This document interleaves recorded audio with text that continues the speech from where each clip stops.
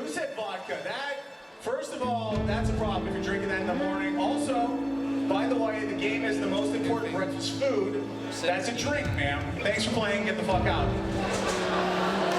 Today is a culmination of a lot of years of hard work. A lot of you guys have heard me talk about this before. The most important meal of the day is breakfast, correct. Not everybody here tonight went to school in Florida. This is going to be awesome. It's proof that we can actually sell the Hard Rock and do events here. St. George is he scampered off into the petting zoo where he raped and ate 2 chickens.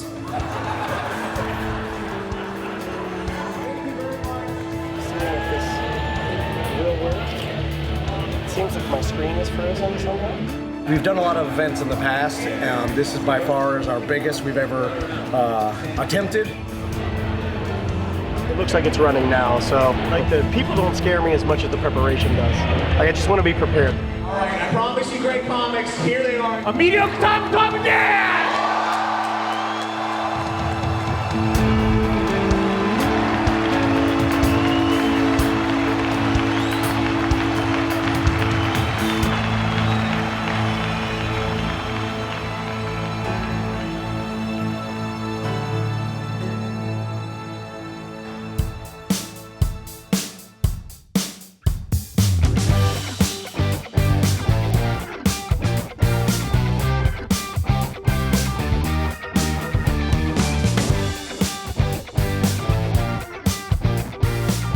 Check. All right, you ready?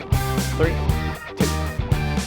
It is your medium show of the week. Not just me and Dan today. Kicking it old school. We got our Hard Rock Live event coming up. Yes, If you sir. want tickets, just go to the Hard Rock Live box office. I'm Dan Dennis. I'm Tom Van. We own T&D Media. We make a living doing podcasts. We do a radio show. Write commercials for companies. commercials for companies and never fuck our wives.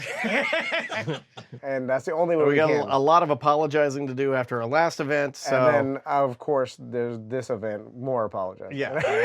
A Mediocre Time is our podcast. It's also a mentality that we came up with a long time ago. We used to joke around about how, like radio shows, they always have intros. It's like, we're the best in the universe, the best radio show in the world. But yeah, everybody was like, you're listening to the #1 show. How can every show say they're number one? How is that even possible? What if you went crazy and you start stabbing me in the gut? That's a best case scenario. Is that the best? Yeah, we're not the best. We're the worst. So, We're the best worst. so calling the show A Mediocre Time is fitting. It lowers the bar, and then when we actually pull something off, they're like, whoa, they did it. If Hard Rock Live goes shitty, then maybe we should re-look at our whole business model and what the fuck We've we're never doing. looked at it to begin with. There is no business model. Yeah. The business model. By business model, you mean we have no idea what we're fucking doing. You know that turd mountain that guy built in his kitchen of like what is that? Or do you mean in Hoarders where they... No. I like it when in Hoarders where they poop so much in the toilet that they think they're like, you know what? I think I can get one more turd on the very tippy top of the toilet. So they stand on the sink, or maybe even grab the piping in the ceiling and they pull themselves up, and then they one more little nug right on the top. We have a corporate time with Tom and Dan, which is the censored and radio version of our show. We do Orlando City Soccer Cast, which is all things relating to the MLS soccer team that's here in town. Welcome to A Gentleman's Guide. I'm Tom Van. I am Dan Dennis. We do A Gentleman's Guide to Manliness, which is a show that we do with our attorney. Basically a mediocre time with just our attorney. When you meet someone that has a physical deformity, do you have some obligation to make them, I mean, because everybody's just a normal person, but you maybe bring it up in a lighthearted manner. Did you meet someone with a crab claw recently? No, every time the listener comes in that has the crab claw, I shake his hand and he'll go, "Go, you got me!" And then he laughs, and we all laugh. Tom Van is this loud person who laughs loud and very exciting, and he bumbles. I think Crabman appreciates my honesty. His name is not. You are a terrible person. Becoming a broadcaster, it was the last path I ever thought he would have taken. Yeah, Daniel goes to sleep. It's The only way I can go to sleep. I have to get so mad. I have to get so bad that all the blood rushes to my head and then I pass out. And that's how I go to bed. I had listened to him before we even met. I mean, Daniel's been in the radio business a long time. It's super cliche to say, but he always does like 110%. Like he would go above and beyond. He would get home and he would think of, what can I do next? A voice, a story. I know, it's a word I've been using a lot, but she doesn't want to take baths anymore. He's always been passionate about bringing the listeners into his world. Mics are hot. Welcome back to A Mediocre Time with Tom and Dan. I am Dan. I'm Tom. Ross and Samantha are holding down the couch. Lee is on the phones if you want to call 1-844. At first, it was just me and Tom, but over a couple of years, we've added different people, and now they help us to do A Mediocre Time for T&D Media. I've told this practical joke a million times, and it's still the best one ever. I encourage people to do it. Tom and Dan are very, very much like they are on air. It's the best for when you're pranking someone because it's like a time bomb. They are, as a team, amazing, and they could very easily, they do on a regular basis, fill an hour just with their talk. I go to Publix. I think I buy my normal shit. They came out of the gate with the radio career and the chops to be able to do that. So I go up to the cashier, and it's this younger. She looked younger than 20, right? And usually I don't get ID'd because I've gotten some gray burns. Yeah. And Your sideburns are gray. and because she was so young or whatever, she's like, "Sir, can I see your ID?" And I'm like, "Yeah, no problem." I don't mind the crassness of the show because I get that it's all jokes. I open my wallet, and inside where my driver's license is, I know you guys know where I'm fucking going, Daniel had printed out a dude holding his big throbber boner, completely nude, and It's an up boner. She looked directly at it, saw it right there, and she's like, "Oh." And then I'm like, "Whoa!" And then I closed my wallet, and then I was like, "Oh, don't!" I my friends, and then I started yabba dabbing, and because I got so nervous. Now finally, you know you're doing. And then I was like, every time this happens to me, I try to do a lame explanation of what is going on, so they don't think I'm a fucking weirdo. You know what Dirty Jim says? When you're explaining, you're losing. Seriously. So I'm like pulling my ID out, but and the throbbing dick is showing. Like people are like, "What is this guy doing?" He's obviously nervous. They're like, "What's going on?" And then so I pull my ID out, and I'm like, "I'm sorry." And then she's like, "Okay." And then I'm paying. And I get all my shit, and I'm like, I can now fuck this motherfucker. I'm like mad at Daniel. Oh, I got a long text message. Then I left my ID with the girl. No. So He runs out. He basically is so concerned about what happened, he runs out of the public. I'm fast dad walking with my shit, like, I'm gonna get this motherfucker. Then they run after me, like, sir, you left your ID. Like the Mr. fucking weirdo boner man. In the radio scene, it was always listening to a show and not necessarily feeling like you're a part of the show. A long ass. Her ass was shaped like a dick. She had what I call it. From the very beginning, Tom and Dan would have listeners come into the studio and sit in or have small meetups, and more people built it up. So it's not like you're just a fan of something, you're a part of it.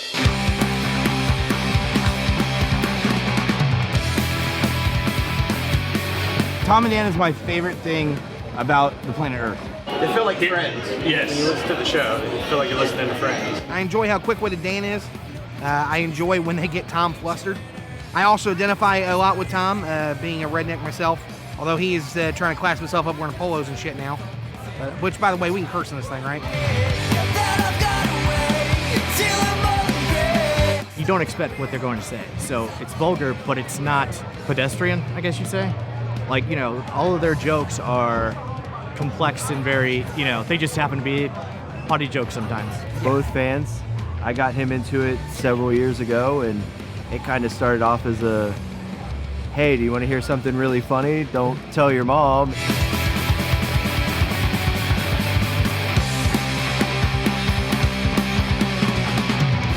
Why do you think your fans are so dedicated to you? Drugs.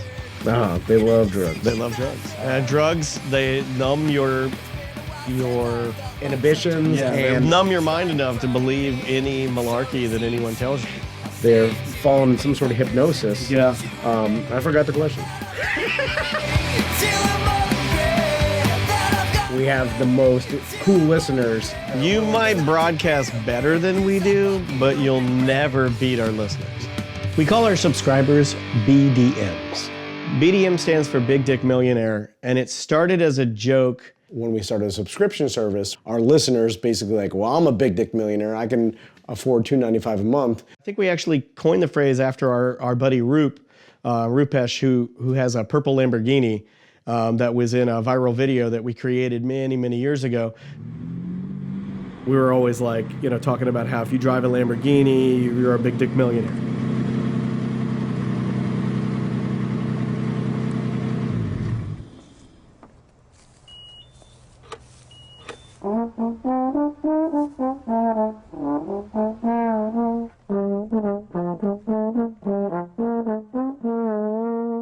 And it started as a joke because obviously all of our listeners do not have massive dicks and all of our listeners are not rich. They actually have thought about changing it, but it's too late now. I mean, people have BDM tattoos.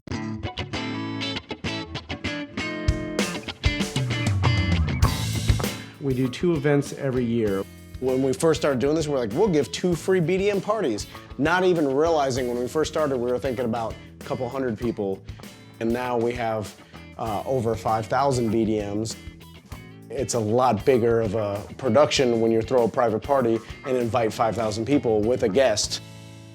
I think we really did learn a valuable lesson at the last event. The event that we did at Orlando Live Events, unfortunately, just wasn't, it didn't go well. It was like the perfect storm of, I blame myself and my neglect of the sound system. It was an embarrassment for me and Daniel personally because we hold ourselves to a higher level than that. That's why Hard Rock's extremely important to us because it's kind of a cool way, I think, for us to be able to redeem ourselves with our listeners and say, we can do it right. But Hard Rock Live, yeah, if we can hit it out of the park there, then I'll feel a lot better moving forward when it comes to our live events. The BDM community, it's really more of a community than it is just a subscription to our podcast. We kind of branded it as a secret society. Yeah, we have like our own little quirks and phrases. The first one was Wildman, because we said people were like, our listeners were like wild men. They're like beer drinking, crazy. Scumbags. That started from the very beginning just as a joke, because oh, pieces of shit, they're scumbags. And then it's like, oh, that's kind of what we are, so let's all be scumbags together. Sucking fat titties. That's my favorite one. Definitely. Because you can use it in any situation. Sucking fat titties, but I'm a girl, like it doesn't really, but anyways, yeah. Just, touching tips. The official handshake, Tom and Dan. Can I see it? Yeah, here. Most of my friends right now are Tom and Dan listeners. It's more of like a community rather than just being a fan of a show. You might not even know somebody else, but you just see that they got a T&D sticker or they got on a Tom and Dan shirt. You might just go up to them, black, white, whatever color, and you can touch tip with them, baby. Oh man, that's amazing.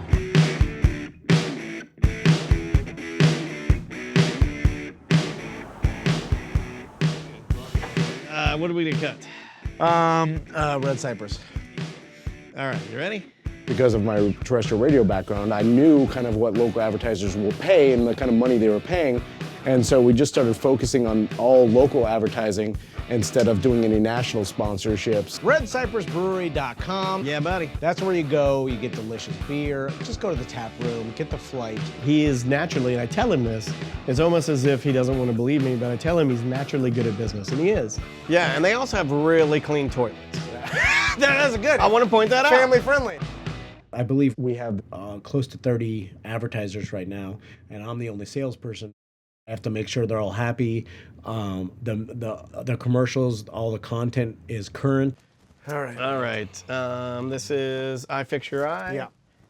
No clients have ever pulled because of cursing. I realize it probably limits us to some of the clients, like advertisers. Some people aren't going to buy us. Like, we're never going to get a certain Christian chicken chain on the hook. No. Hey, that's okay. The place you got to go to get it fixed reliably, get it fixed affordably is I Fix Your Eye. Absolutely. They're offering 10% off for Tom and Dan listeners. And not to be confused with my business, which is I Fix Your Third Eye, which is where I go to your house and I repair your penis with my mouth. We don't need those people. There's plenty of other people that are okay with it. Yeah. There's a lot of businesses in the world. Look, as long as you get your phone's ringing, I think I can say fuck a couple of times. Yeah. You know, if I say fuck 3 times and you sell 15 roofs on houses, you're going to say more fuck, say more fuck. Yeah, people generally just care about money.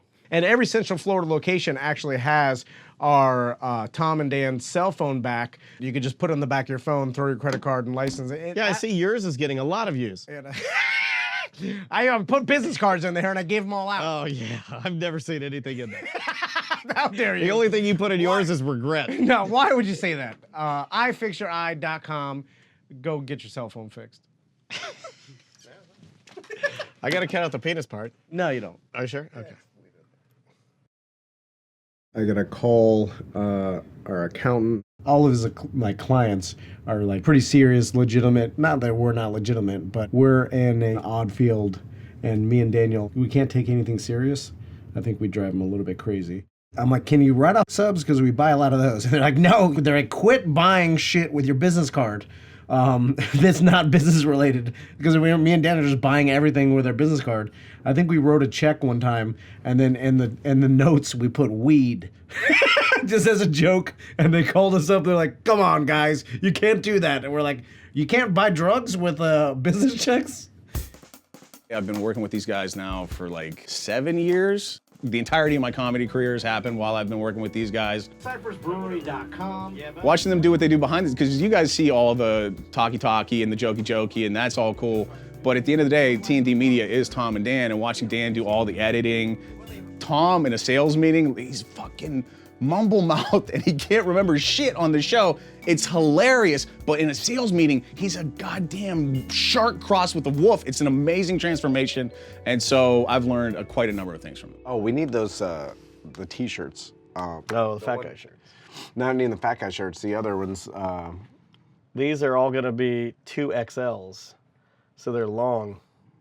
Oh, they're extra long? Basically, we do men's and women's shirts. We've done mugs. We do hats. We've done socks, custom socks. We're about to do our second or third beach towel. Our best-selling shirts are large and above.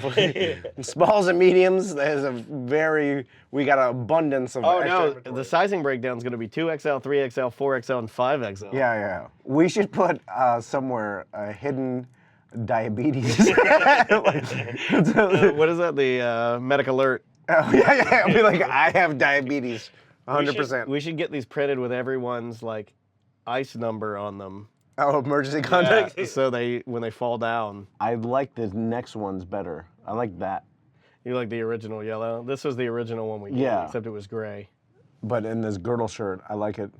Back in the day, we used to print out the orders, and then we used to sit down in our old studio and do all the orders ourselves. So we bring the t-shirts from Daniel's garage, and we pack them and put the order list, and Daniel would print them out, and I would pack the shirts and stuff. We did that for years, and then finally it got to the point where we needed to basically have a fulfillment company. I never thought we'd sell that many shirts, because we're not an apparel company. Yeah. So to be able to sell that many and just be a podcast or a radio show is good.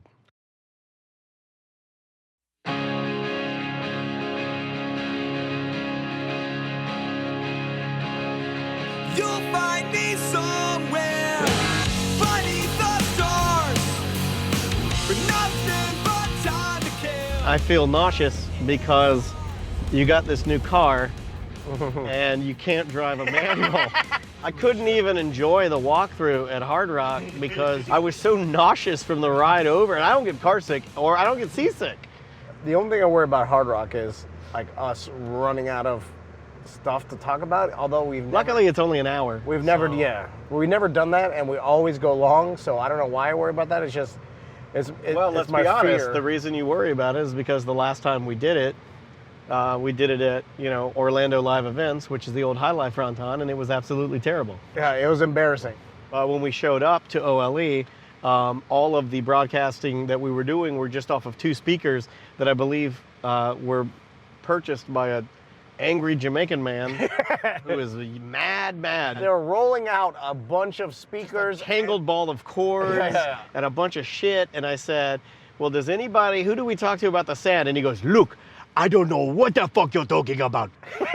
That's what he said. So that was a bad sign. That was the when I checked out. Normally we take a lot of pride in what we do, and normally I feel like we do a great job with almost everything that we do. That night we became what everyone thinks we are. You know what I mean? Like like a rinky-dink piece of shit. Yeah. It was some rinky-dink shit. What are we gonna do today? Record commercials. There's all the production work for tomorrow. I gotta smoke some bacon and make some homemade hot dogs. A bunch of commercials to cut. 3 for the Friday Free Show, probably 3 for a corporate time. The corporate time ones have to be hard 30s. I think the reason Tom and I work so well together is because he is very happy-go-lucky and roll with the punches, whereas I'm a far more rigid, and I want things to stay on schedule and on time. I'm just more concerned about the Hard Rock deal. Yeah. Well, like I said, it should be fine. We're prepared enough. It's only an hour, so. I know we thought about doing a bit where we come out and pretend like the microphones don't work. Yeah. But I think that's too predictable. I think that's why it works, though. You know, Tom cares too little, I care too much. You put it together, you get one really well-balanced human being.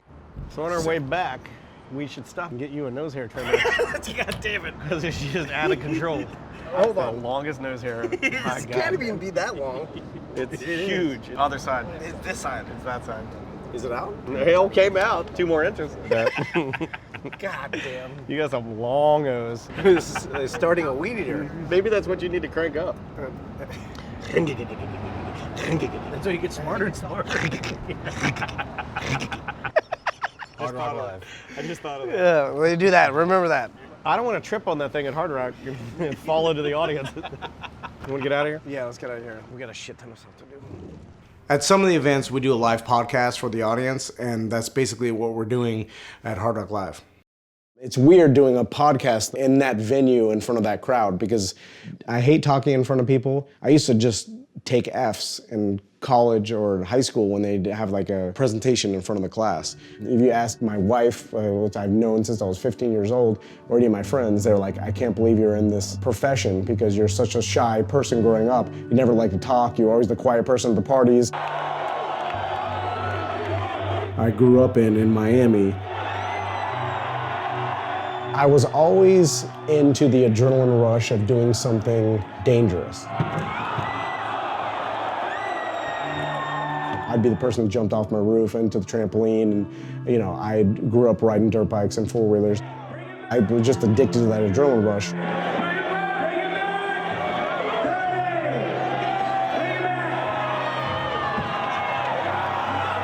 Holy shit.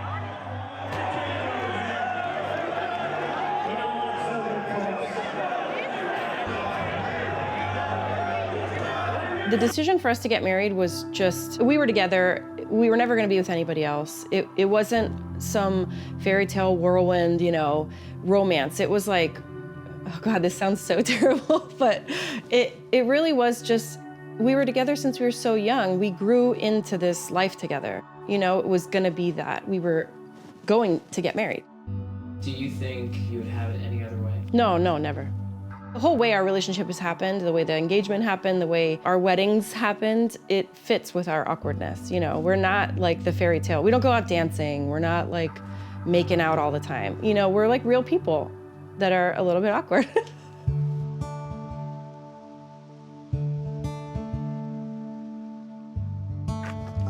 Oh, it's kinked. It was kinked. Oh, it's kinked. Oh!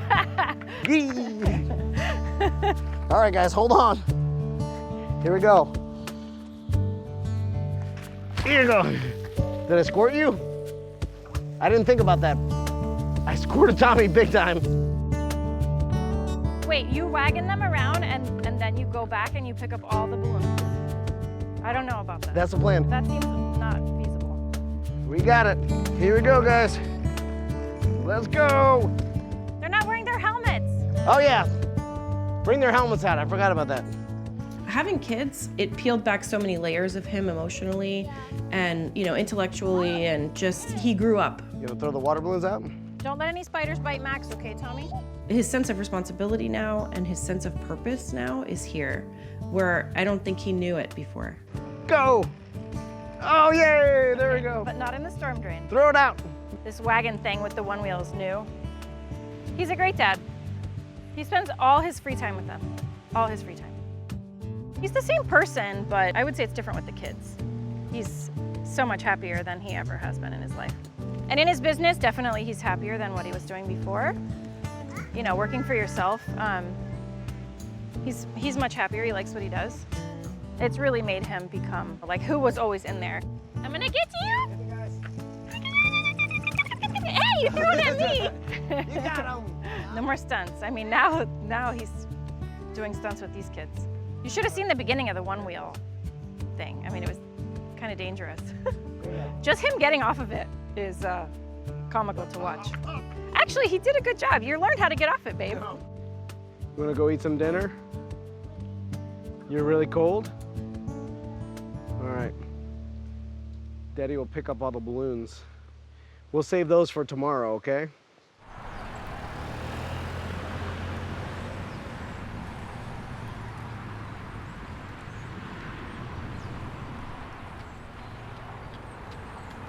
Daniel, he's a good friend. He loves his family. He doesn't leave his 1 mile radius of his house, and that's how he likes it. We joke around all the time because of all the stuff we say on our show. We're really kind of boring people. We go home to our families. Hey, where's Maisie's house? You gotta find your house. Is that your house? No. No. That's not it. I met Daniel when I was in college. We were both working at the radio station. I did booking for that morning show. He's inside. We went out to lunch. Daniel got a little inebriated and then proceeded to say, "You're gonna go out on a date with me." And we've been together ever since. That was 12 years ago. Big sigh. I know, oh, it's so hard. I love being a father. Yeah, it's my favorite thing. You can cut it? You wanna cut it on the cutting board? Having a little girl is awesome because I think I'll be able to baby her a little longer, which is nice. You want me to kiss it? All right. Is it better now? Okay. Him with Maisie. Those are two peas in a pod. That kid is an image of her father. Like, she will do funny things. So I will totally see, him and her. But yeah, a good support system, because if he's having a rough day, he can call his mom, he can call me, he can come home and play with Maisie. Go give him a piece of pizza. Say, Titi, where are you? His emotions, he wears it on his sleeve.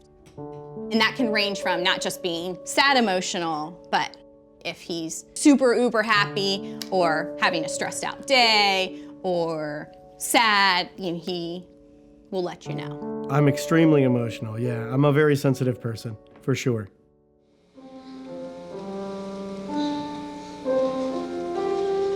I'm an only child. I grew up making voices for all of my toys. I made stop motion animated films with my friends. I knew I wanted to do something in entertainment, and I really enjoyed putting on little plays and musical things.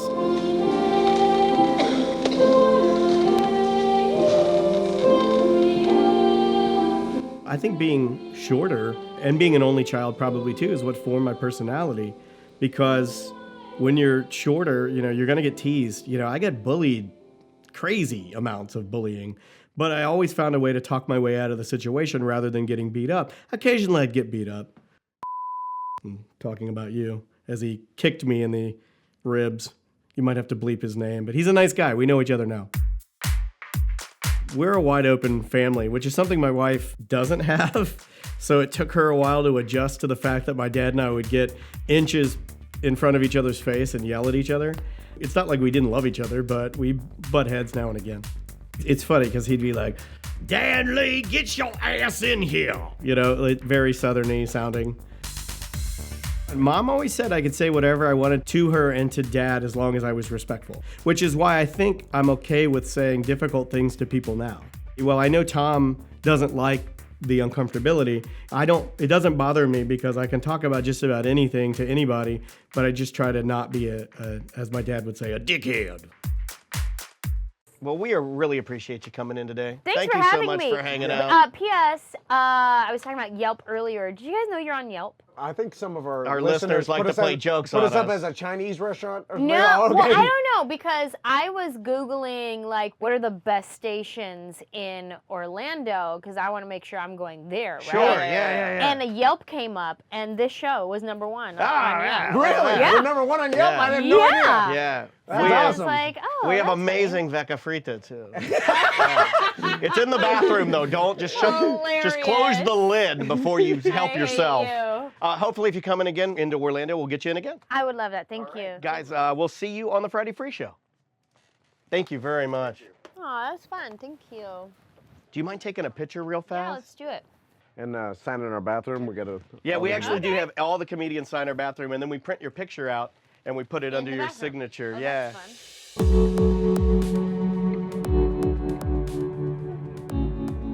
Look at all these great people you have. Yeah, Wonderful.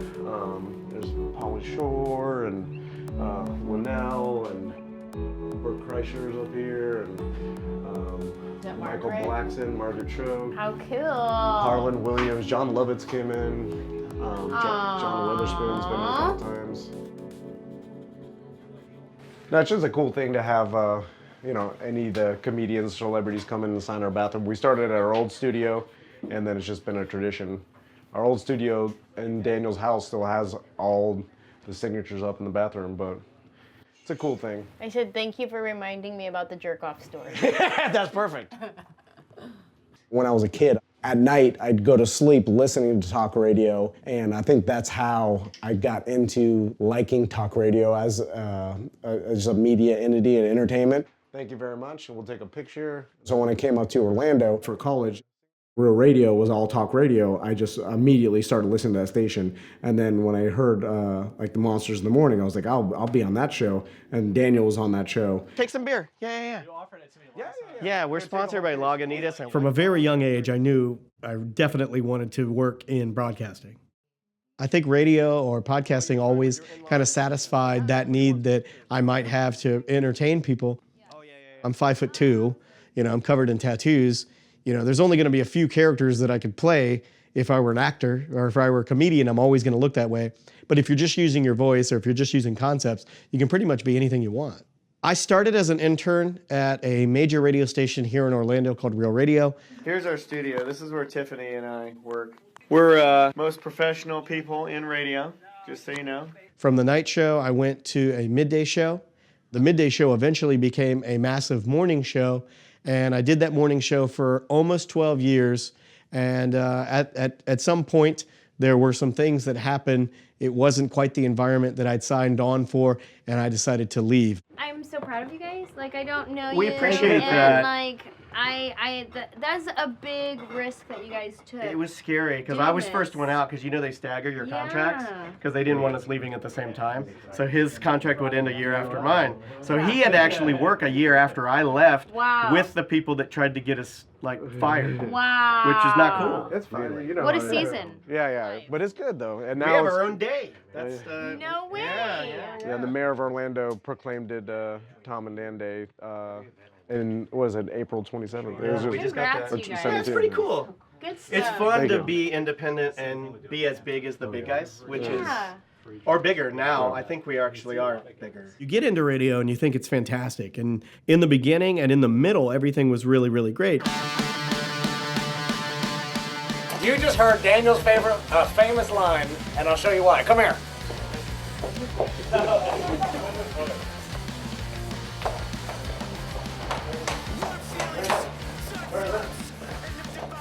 Right here, folks. Daniel, the most famous weather radio man in history.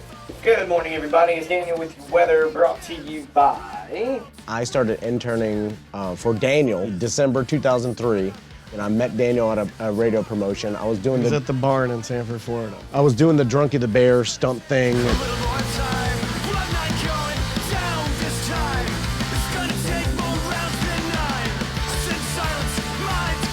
Drunky the Bear was a character I made up when Jackass was big, so me and my friends got into doing stunts and things like that with the character of Drunky the Bear being the main character. It was just like... Are they stunts or are they like things you do when you're drunk? Yeah, they're a little bit of both. Okay, because like stunts, I feel like you're giving it a lot of credit. I would, yes, I would like, one of them was I'd ride a dirt bike around my college community, dressed in a bear suit, like stupid shit. Anyway, my buddy went to California.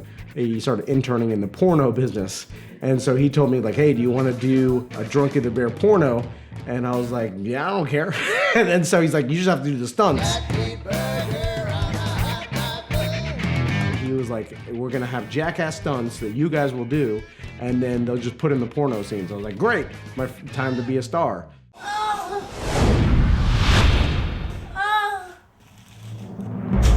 He delivered some pornography to me while I was working a wet t-shirt contest. I was doing a gig for the radio station at the Barn, which is a country bar. He told me he did this character called Drunky the Bear and that he wanted to be in radio. And some other stuff said, hey, I want to intern for you. You were like, cool. Yeah, if you keep giving me porno, you're in.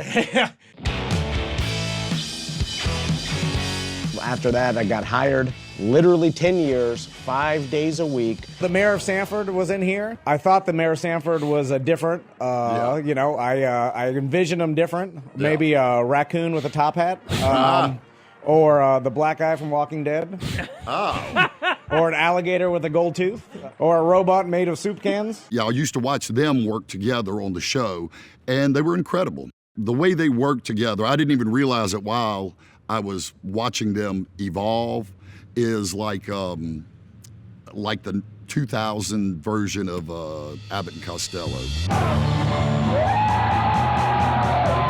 We were producing that morning zoo radio show that does the off-the-wall stunts or does things that's a little crass. We talk about 90s radio because like where you'd get these loudmouth shock jocks that do shows and you know, they like paint women's tits like shamrocks and they tase their interns' balls and they make the interns roll around in mouse traps and they do all the gimmicks of abuse that were started by like Howard Stern in the 90s.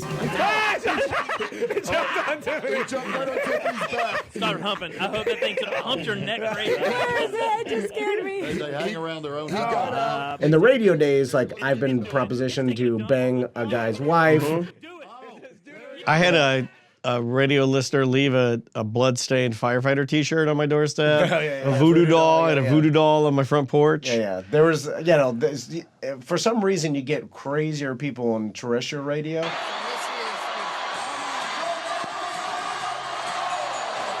The radio station and me realized that we can do these big, huge stunts because I knew how to do that stuff as promotion for the radio show and for the radio station. Throughout my radio career, there's been so much stunts I can't even remember. I mean, I jumped 8 Hummers one time.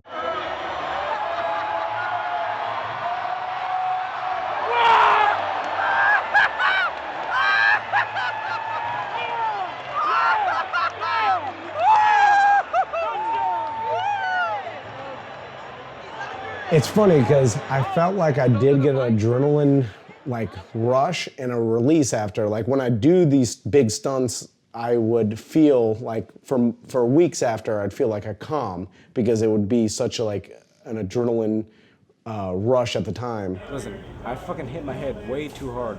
I've had probably 10 or 15 concussions, bad ones. And I look back at it now and I'd be mad as hell if my kids ever tried to do this shit. Like, but back in, you know, in your early 20s, you don't care. Tom and I decided that doing a podcast would be a great idea. After the morning radio show, we would have a lot of production work to do. The first probably 15 minutes or 20 minutes in the office, we would just fuck around back and forth.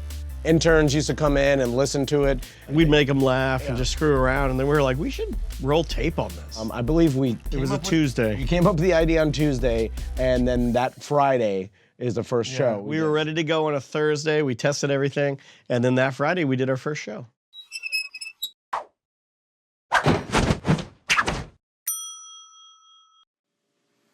Hey, it's Dan. The name of Mediocre Time briefly came from we were doing a radio gig in Daytona Beach.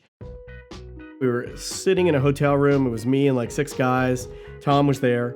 Everybody was just sitting around. Nobody wanted to have any fun. The air conditioner was broke. The television was broke. Someone suggested going to a strip club, and then everybody was like, I don't know. And then Daniel said, yeah, why would we want to ruin this mediocre time we're having, by going and actually doing something fun? And that's where we came up with the name. On the line with us right now from... This is a big fucking deal, man.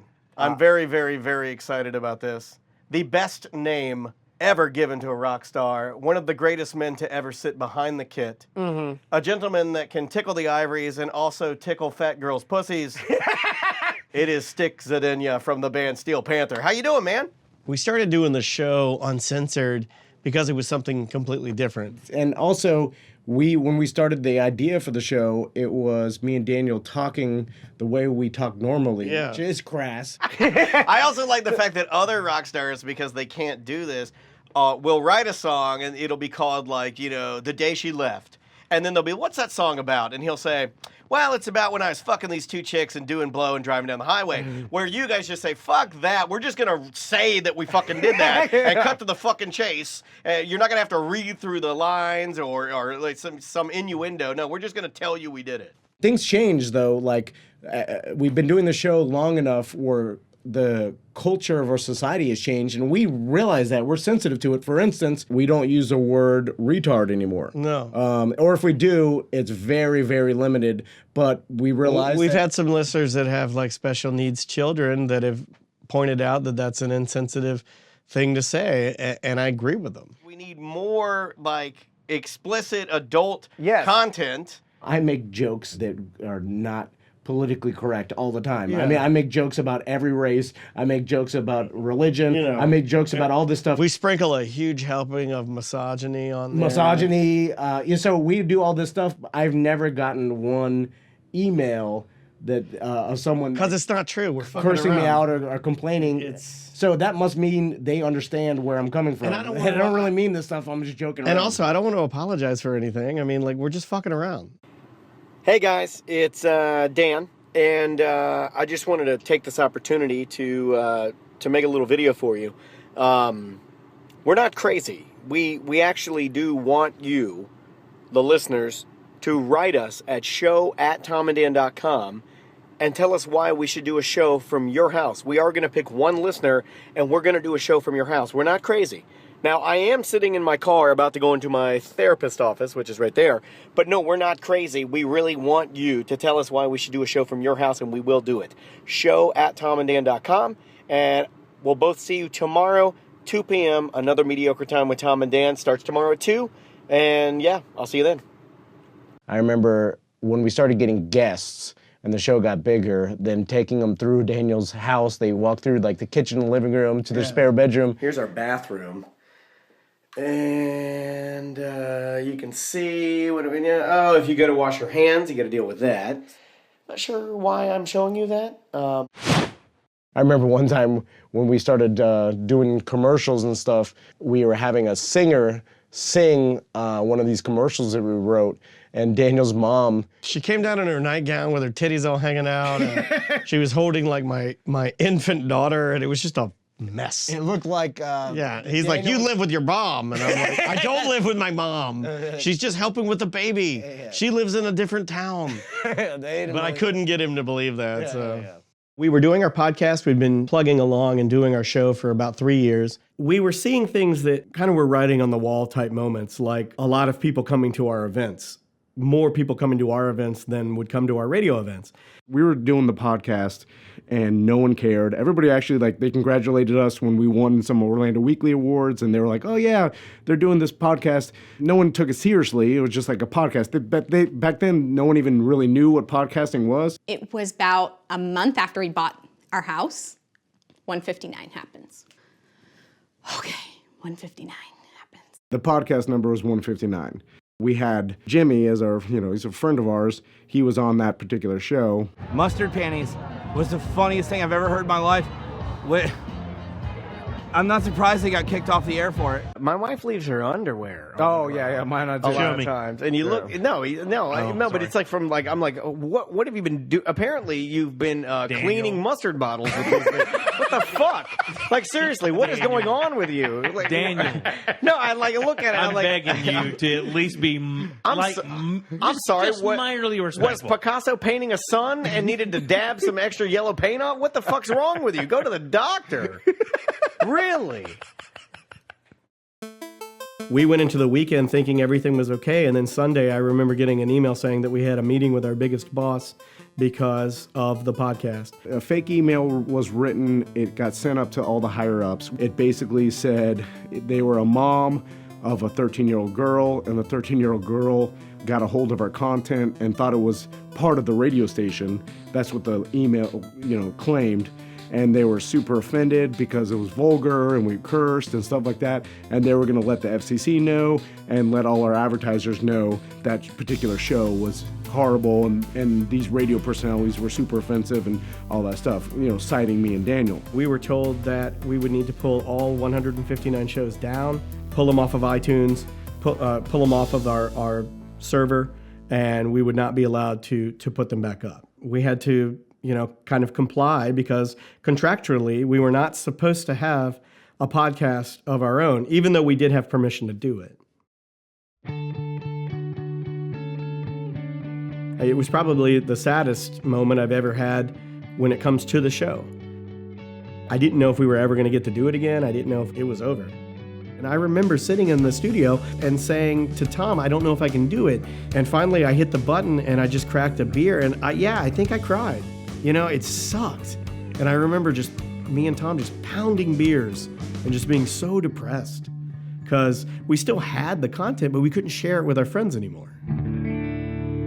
So 159 was really important to Tom and Dan because at that point it was a corporation, so the radio station, telling them, you can't do this anymore. Our biggest boss at the time came to us and said, hey, if you want to do the show, you can still do it, but just don't curse. So our plan was to do the show, I guess, as relatively clean, like radio clean. They had to start clean. With every episode after that, they didn't curse. Whatever was allowed on the radio, they went by FAA standard.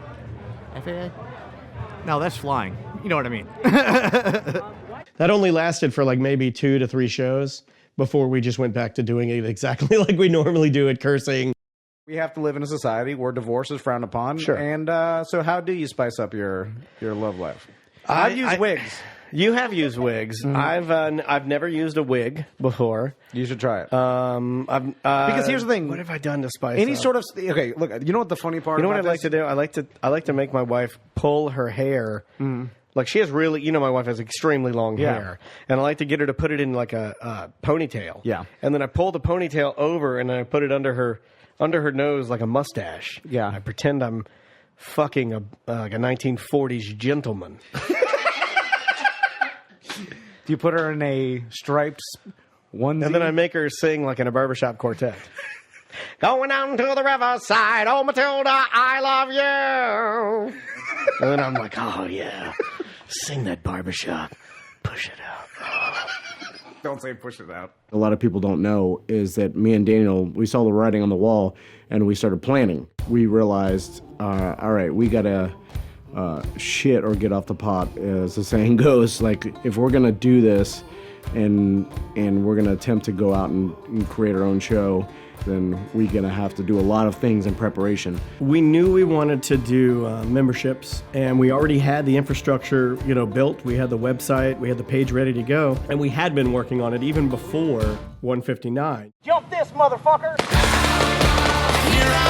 Cheers to you guys for making us the show that we've always wanted to be. Things were going crazy at the radio station. People were calling each other, all hell was breaking loose. So they decided they were going to resign. They handed in their resignation letters, and they were told they weren't allowed to resign because they're under contract. You can't just resign. My contract was in limbo, and they decided that they would re-up and give me a raise and give me a new 3-year deal. I told them that in order to protect myself as an artist, I would prefer, that sounds so fucking pompous, but truthfully, to protect myself as an artist, I would work out of contract. That way I could give them 2 weeks and resign if need be. They could keep all of my bonus money. I told them they could keep my ratings bonus structure and all of that.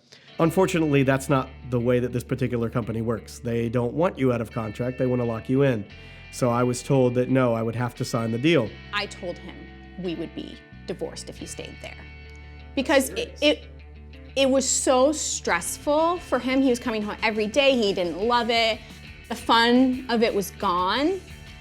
The olden days of radio were gone. I remember I was standing, oddly enough, right in this spot when I got the phone call. It's kind of freaky. I was told that I'd had one last chance to sign. I said no, and they said, well, you're done. I just wanted to let you guys know, I mean, just from me, so you heard it from the source, because of, things that happen, and maybe some internal issues on the show. All of my friends at the station even, I love you guys. The people that I see in the hallways day in and day out, you guys are awesome. Everyone there, and especially all of the listeners, you guys, thank you for letting me be a part of your lives for as long as I have been. It's a good run. It's like 15, 16 years. That's a long time. Yeah, I'll be around. That was a big shock to the listener community, to the broadcast community, because Daniel had been there for so long and he was such a staple, not only to that show, but to the radio station. And then my husband, Tom, his contract wasn't up for an entire year. So he had to sit and work there for a year, knowing he was going to leave. He knew the whole time he was going to leave. Daniel's 6-month non-compete was already up. And then when I left, when I didn't sign my contract, and I left perfectly friendly, and I just said, hey, I'm leaving, and it was good. They treated my departure less harsh than Daniel's departure. They kind of let me say goodbye and just walk off into the sunset. People didn't really have a good feeling about them leaving. Nobody had really left in their position and done something on their own. When Tom left, one of the higher ups basically told him, you'll be back or you're going to be a bug man. It was extremely stressful, but the BDMs really came through. If it weren't for them, we would not be here doing this. The BDMs to me are like a family. They have been there since the beginning. They've seen the guys grow this. They've helped us grow this. They've kept it afloat when Daniel and I just bought this house and then he quits the radio station. So they've been there. They have supported and said, we will be with you this whole time. There's no way to thank the BDMs as much as I need to thank them because they stuck by us. They made this happen. Tom didn't have to become a bugbear because of them.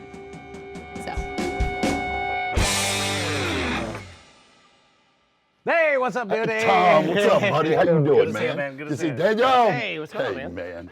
Jeff Howe, I met him when I was doing the radio show, and he's just been a friend ever since. Super genuine guy, a man of his word. Am I interrupting anything? No, it's all good. How you been, man? Good. Good? Busy. How's the bar going? Going great, but I'm going out of my damn mind. Yeah. You can't turn away advice from a guy that's been through so much as he has. So how's this shitty radio thing going? Never been worse. Up to our ass in debt, and our wives are about to both divorce us. It's always bad. Yeah. They're taking everything. Well, you'd probably agree with this.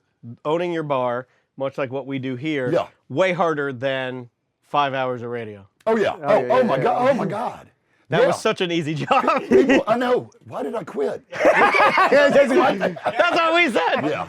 Yeah. Seriously. Yeah. When you're there, you're like, this is hard. Yeah. Oh yeah. And then when you're owning your own business and stuff, you're like, God damn, it was so easy. Yeah. Now, I'm sure that's all you think about, and it takes up 24 hours of your time. It does. We're getting too many, this sounds ridiculous, but we're getting too many advertising requests, and I'm having problems figuring out where to put them. We've got too many clients here. We're making too much goddamn money. No, our problem is we don't turn down stuff right as much as we should. Yes. The number one thing I value with Jeff is that his decisions are based around always being a good human being, and that's important. That's a tough one. And saying no is very hard because you want to, and I think you're really good about this. I know Tom's really good at this. He wants to please everybody.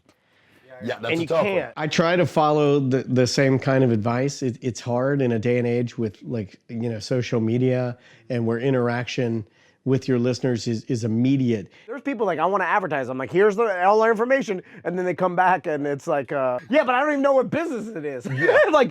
And that's a problem too. Like currently we are doing ads today for a Nazi Army Navy.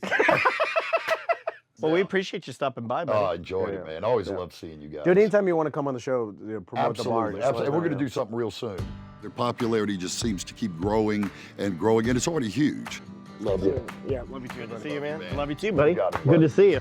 It's already huge for the amount of years. I don't know how many years they've done it now, but it's not that many to have the following that they have. I have a side pain. I can feel it. Daniel's convinced he's dying of pancreatic cancer or cirrhosis of the liver. You've always had the side pain. It's your anxiety. Daniel's the most talented person I ever met in my life. He's anxiety crazy, and that's just the way he's wired. Just like your wife said, you need to relax. I never relax. I know. I think about it sometimes when I'm at home relaxing. I'm like, Daniel's at home freaking out. He's under his anxiety. We joke around. His anxiety is like my car when you rev it up to max RPMs. Like we joke around all that. I'm like, how's your anxiety? He's like, it's pegged to the max. What will make your I'd have to get a yearly physical every day. and then I'd be okay. What if if we ever got big enough, what if we just hired a doctor just to next door? That would make me feel better. We could put a gym and a doctor's and then office. When I feel bad, I'm just like, come on. Look at this wart. Am I good? I'm good. Yeah. I don't think he would be as talented as he is without that anxiety. I know I've said this a million times. Have a cell phone. If you went to the doctor and they said there is something wrong, would you feel justified? No, I'd blow my head off. For fear of dying? You know, I have a gun. Dan, does Tom ever go to the doctor? No. Is he healthy? Neither does his wife. She's dying right now. And she's just like, oh, look, I'm dehydrated. Now, well. And I'm like, you don't want to go to the doctor and fix that? I did go to the doctor one time. I had extreme anxiety, and I didn't know.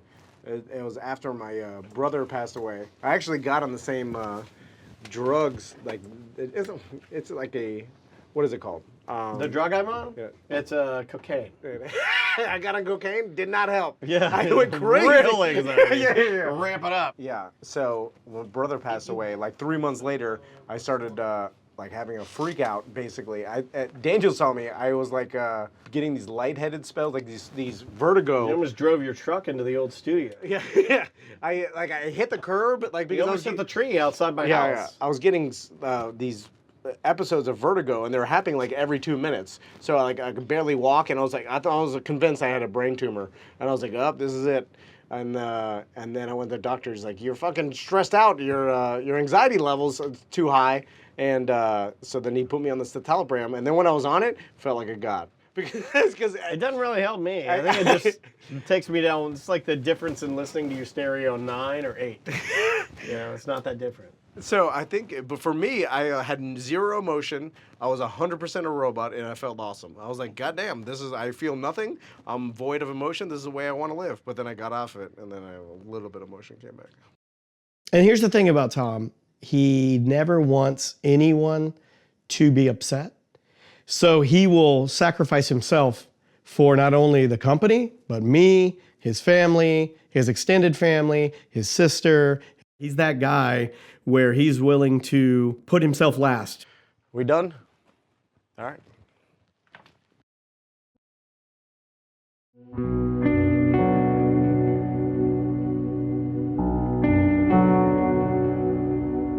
My brother, he'd been on the show a bunch of times, and the listeners knew him, and he was a fan of the show, and he had problems growing up, and I think it's because he grew up without a dad. We had a good stepdad, my stepdad passed away as well, which I think hurt him. I went off to college when he was 8 years old, so I didn't get a really chance to raise him as much as I wanted to. I always regret that, I still think I even regret, even though it had nothing to do, it wasn't my fault, but I regret not being there as much as I should have been for my brother and my wife, and everybody tells me not to, not to think that way, but I'm gonna think that way. He had a daughter who was born only 3 months before my son. When he passed, I was still down in Miami. I knew I had to drive up here and do a show because I wanted to raise money for his daughter. We raised a little over $20,000. And this is really the true sense of community I've never had before. And I truly owe them so much for that. And it is a family. So when anybody passes away, we try to help their families. They helped my family, and we'll continue to do that. A woman wrote me on Twitter and said, I love your show. I just started listening to it. And she said, and the reason I love it is because I'm battling cancer and I was really weak, but I came to your event and you took the time to sit down with me and talk to me about cancer. And you talked about how your mom had cancer and how she survived and went through chemo and everything. And the fact that you took that, 15 minutes to sit and chat with me made me a fan for life. That's my favorite. Those are my favorite. Stuff like that. Now, you guys obviously are great partners. Have you thought about what you're going to do with your remains? And do you have some sort of co-plan for your remains? I want my wife to stuff my remains into her butthole. All of them? All of them. That's a lot. And then well, not that much. And then I would like another short during a massage. And then I would like for her to fart me into the Grand Canyon. I never told my wife what to do with me if I died. Because I don't I know give a what fuck. I know what she'd do. She'd click her heels and Who cares that much run about into the sunset. what happens after they die? Like, does I don't anybody really have care. specific instructions? I don't. I had something I always wanted, but my wife has said she's not going to do it because it's too complicated. I like that. Oh, wait, what is it? I always wanted to be eaten by those flesh-eating ants that like clean you down to the bone, Uh-huh. and then I wanted her to keep the skeleton. No, yeah, it's just like Whoa, that it's is too hard. morbid, It's dude. too hard. Yeah, that is morbid. So weird. Yeah, I'm gonna fuck with her next husband. Yeah. A guy fuck my wife in front of my skeleton. I'm sure she. That is the most fucked up thing you've ever said. That is fucked up. It's like your wife's new husband can't fuck her in front of you. Like, he Ross said is you gotta fuck me in front of the skeleton. You know, my mom, I swear to God, she says, I want my ashes spread at the Kindle Toys R Us in Miami. And I'm like, what are you talking about, Mom? She's like, take some of them and sprinkle them in the aisles. And What, I'm like, to scare the children? yeah, because she had her fondest memories at the I want fucking to haunt those kids. Toys R Us. Blah, blah. And I just say, yes, I will do that. And then You're not gonna do it? when she dies, no, hell no. Hey man, you gotta. No, shit, it doesn't even matter. Like her ass is scattered at the most ghetto Toys R Us. I'm not like I'll tell her. I'll be. I promise, Mom. And then I'm not gonna do it. All right. Hey, dog. Hey, somebody spilled some ashes. You know what I mean? Like with my anxiety level.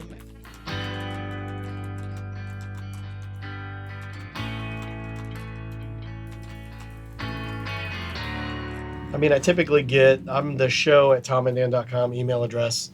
So I get, I don't know, maybe 50 to 100 emails a day from different listeners. And I try to email all of them back.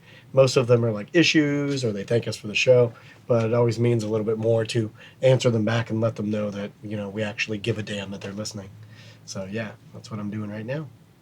We've had people that have emailed us about committing suicide. We've had people that, like this particular person's father just died, and she was thanking us for the show. And she says, thank you for bringing a smile to my face. You guys do more good than you know. So I'm just emailing her back because obviously my dad passed away, and letting her know that I appreciate her email, and I'm sorry to hear about her dad's passing, and just thanking her for listening. So hopefully that'll mean a little something to her, you know?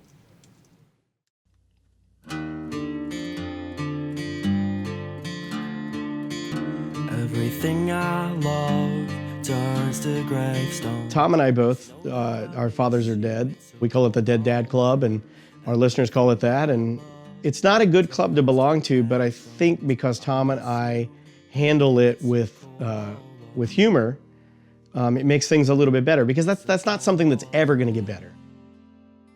Tom's dad died when, I want to say maybe he was 10 or 11. During Hurricane Andrew, my dad passed away with my step-grandfather.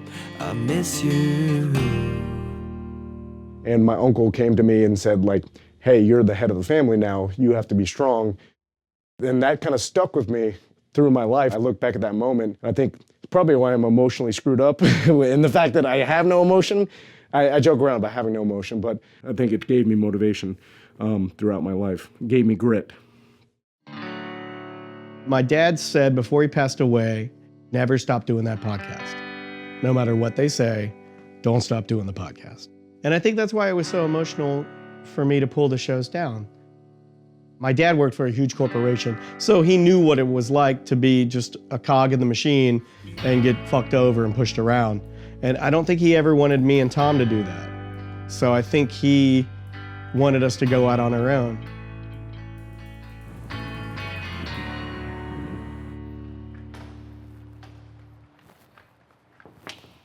No, we don't want any. It's us, it's us. What's going on, buddy? How you doing? What's up, man? Good to see you, Good sir. to see you, too. Thanks for Good. letting us come and relive some memories here. I'm Jack Bradshaw. I'm the program director for Real Radio 104.1. No, because you were always Is it a new console? Jack said, like, hey, you want to come see all the renovations we did? And I was like, yeah, let's go check it out. He knew that I kind of, for lack of a better term, geek out when it comes to the equipment. It looks so much better, though, man. Because this used to be a gigantic mural of the streets of Mumbai. Of the streets of Mumbai. Real Radio has been going through a huge renovation. I mean, hundreds of thousands of dollars worth of equipment. It's interesting because we run our entire setup on about $600. I remember one time there was a scientist named Dr. Boom who's now passed away. It was sad.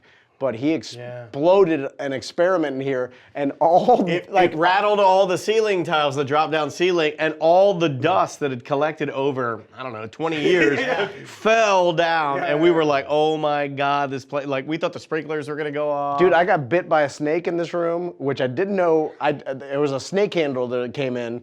It's a venomous snake, but they took out the venom. They left on not so great terms, and those reasons were never fully resolved, and they may hold some resentment, but I consider them friends, so anytime you get to see friends, that's a good thing. It was like some sort of viper, and then I let it bite my arm, like just on the fact that the guy said, oh yeah, we took out the venom. I got a massage from a black stripper right here. Yeah, no, did you? Yeah, on my birthday. Where was the girls that pulled the anal beads out of their butt? That was over in that corner. Yeah.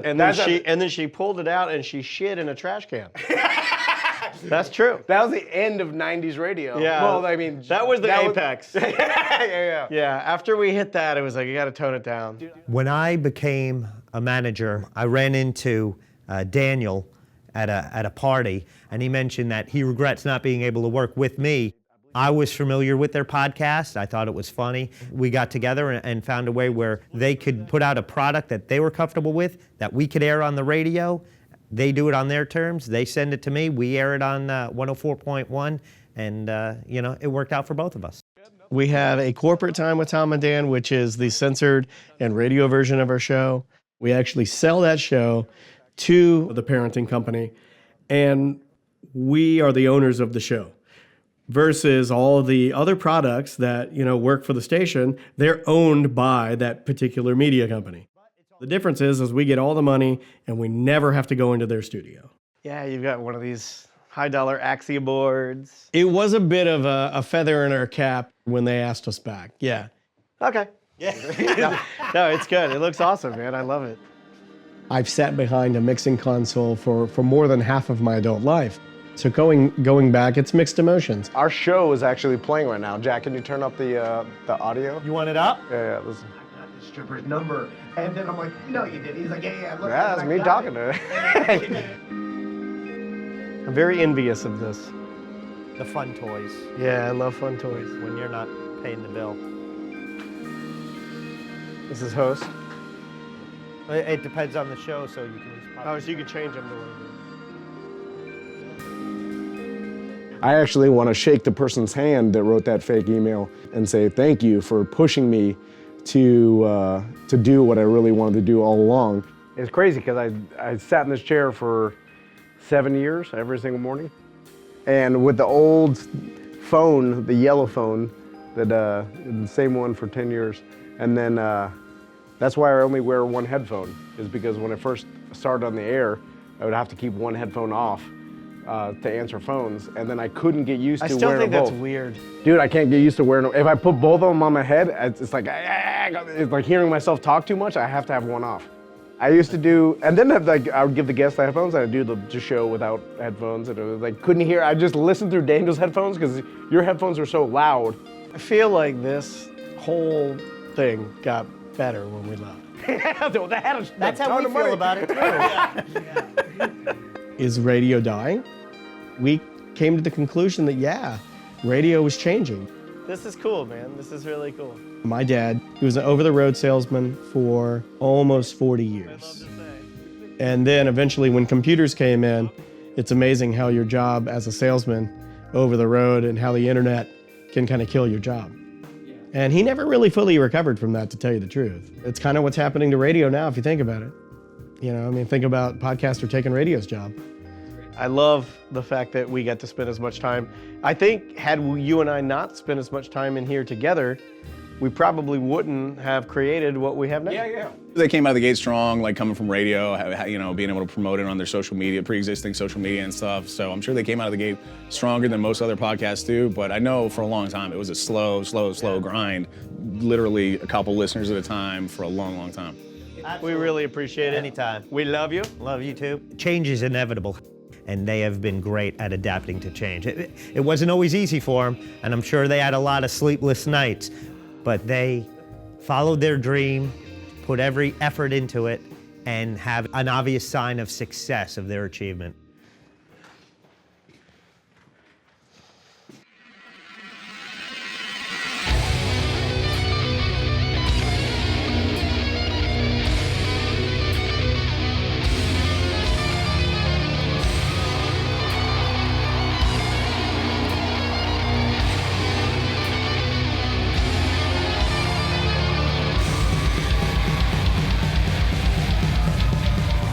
What's shaking? What's going on, Hard Rock Live? Are you guys having a good time? You're drinking some? We're not superstars. We're just two normal dudes that used to be in radio, and we're doing these things. It makes no sense.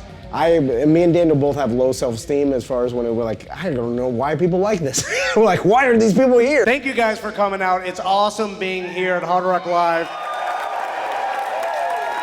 Now, there was a BDM that saw me in Publix. This is documented. Which Publix? This was your Publix, not mine, right? And I don't know, where's that BDM that saw me in Publix today? There she is, right there.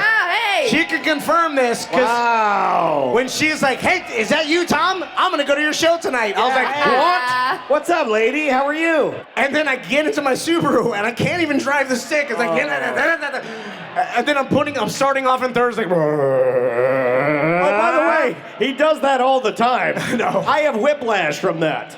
I couldn't be more proud of the Hard Rock Live event. Like personally, it was bucket list type shit.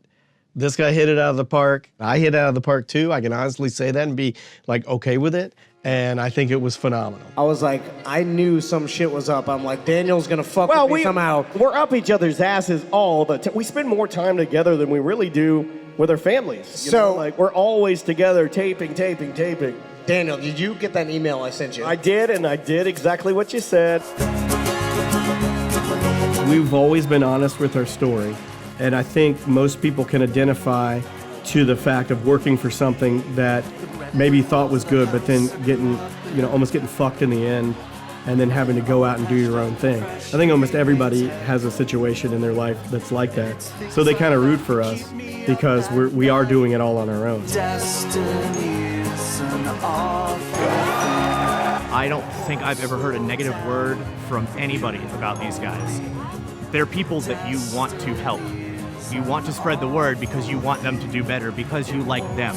You like their product too, but you like them.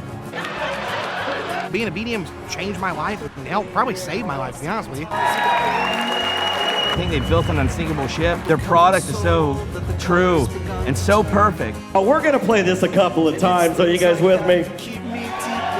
Seeing how they actually did accomplish what they wanted, that gives people hope that, hey, maybe I should work more in my hobby or try and pick up something that maybe I've wanted to do but I've been too scared to do.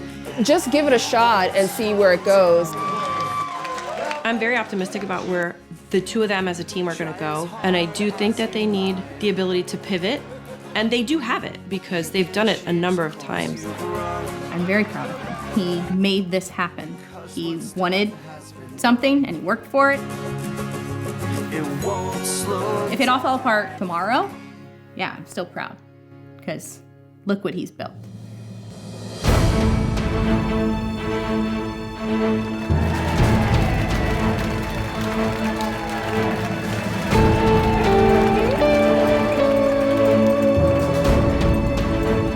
I think that's the number one thing is like people are proud of us. I think everybody likes the story of people building a business from nothing and then being successful at it. I think that's the American dream, really. It is way harder than what we did before. It's also harder than I think we expected too, but I also don't think we expected it to be successful. We're very, very lucky that everything's working out really well. But then here's the thing, things are gonna change too, and you just have to be small enough and be cognizant enough to be able to pivot when things change. Yeah. We're a small business, so no matter what the new technology is or what we see coming, we can change very quickly and easily. We can. The only people that can fuck this up are us. Yeah.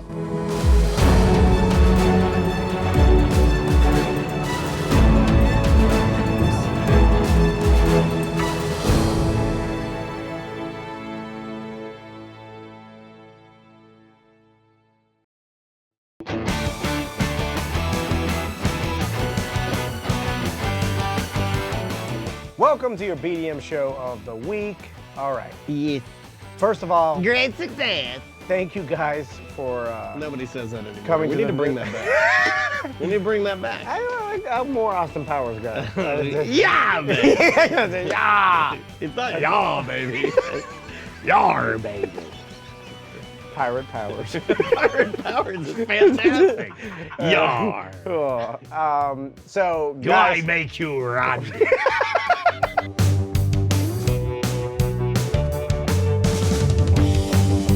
seriously, guys, all the BDMs and everybody, you guys truly make what we do worth it. Well, I loved what you said the other day, you know, like you're our bosses and we take direction from you. So we're proud of the show. We love it and we're glad and we hope that you do as well.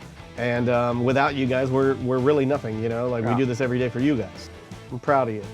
No, now you're ruining it. No, I'm proud of you. No, I really am. No, I really I see it in your eyes. No, No, you're you lying. can't- there's nothing in my eyes. I have Shark eyes. shark eyes. Nothing listen, back there. I'm proud of you too, buddy. Oh, I appreciate that. I'm more proud of me. Well, yeah, I wasn't proud of you. I was lying. Well, I basically you know what? carried. I was lying too. My jokes rated the highest. I asked. In fact, I was the exact opposite. I was not proud of you. Okay. I was mad at you Okay, well, for what you did. I was disgusted. Well, That's really? worse than mad. I hate you. I hate you with every fiber of my being. You know what? That's this huge success. You know what? Fuck you, Borat. It's not a huge success. I go a step. I hate your whole family. No, how dare you? I hate them all. I'll have my sons beat you up. They could easily do it. I love them. Okay. They're really my sons. No, they're not. mine. They're already taller than you. They can't be. They already are.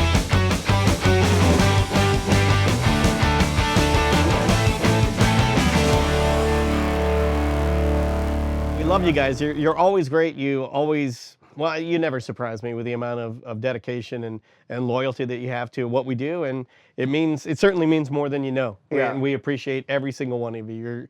You're the best listeners anywhere in the world by far.